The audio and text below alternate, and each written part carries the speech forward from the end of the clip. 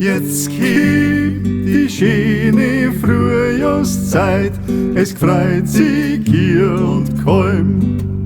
Bub, lasst sich sagen, es ist a Freud, die Sennerin steigt auf Däum.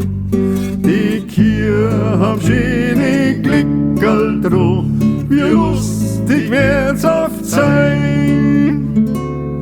Der Kierbub treibt die Kier voran und schaffen hinterdrein.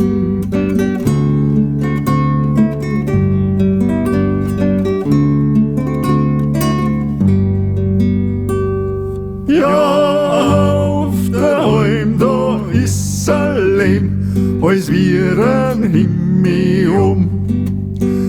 das Beichten geh uns Predigen, wird auf ein Hirgst verschoben. Kein Hass, kein Neid, kein Eifersucht, das wächst nicht auf daheim.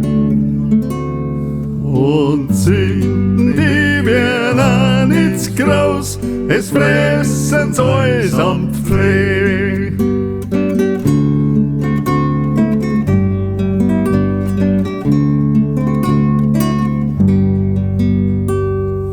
Ei du, meine schöne Sinnerin, ich sag's jetzt gleich zu dir.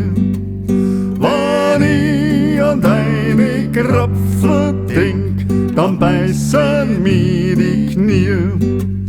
Ich hab dich gern, du darfst mir's glauben, ich komm wieder zu dir. Oft gleichst mir du dein Pudelhaum, gleich dass ich nicht da frier.